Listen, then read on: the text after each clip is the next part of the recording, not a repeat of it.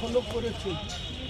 আমি এইটুকু বলি, 22 তারিখে আমি বেঁচে থাকি, আমাকে কেউ দিতে পারবে না।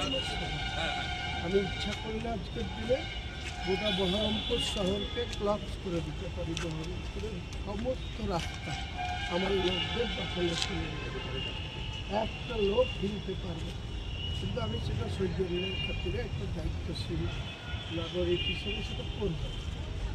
পূর্ব সরকার যেখানে যেখানে আমার টেক্সটাইল মল বলেছিলাম সেটা তো বুক করে রেখেছিলাম, এমনকি সম্ভাব্য আমি স্টেডিয়াম নিতে পারি সেটাও বুক করে নিচ্ছে।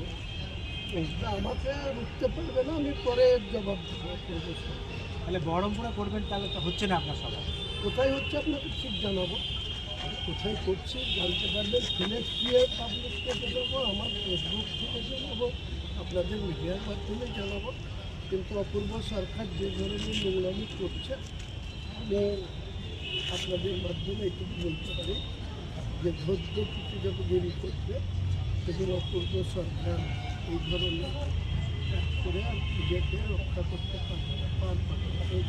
আপনাকে কে জানালো যে এটা হবে করা যাবে না? 22 আমি সেটা নিশ্চয়ই প্রশাসনের পক্ষ থেকে জানেন যে পুলিশ নিশ্চয়ই তো আমি ছেলের কাছে আইসি বহরমপুর আমি কি এখানে নর্মালি আসি, কিন্তু আজকের কাছে সেখান থেকে তো যেহেতু আমি এক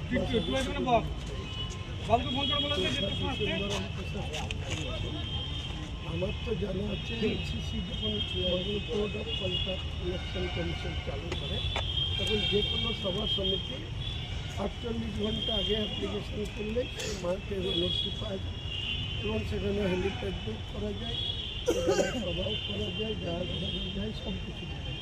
কিন্তু আপনি বলুন তো আজকে কত তারিখ? আজকে 15 তারিখ, 22 তারিখে আমার প্রোগ্রাম।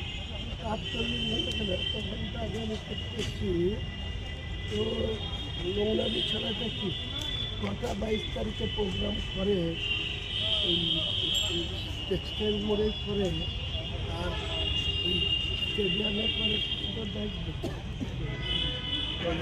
বুক করে রেখে টাকা আছে, টাকার অপচয় করে বুক করে রেখে আমার আটকাবে। আপনি বহরমপুরে করছেন না তখন? বলছি তো আপনাকে কোথায় করছে, আপনি ঠিক যদি বললাম 48 ঘন্টা আগে দেওয়া যায়, জানানো যায়। এই রাজ্যের প্রশাসনের পারমিশন নিয়ে করবো, কোনো চিন্তা নেই।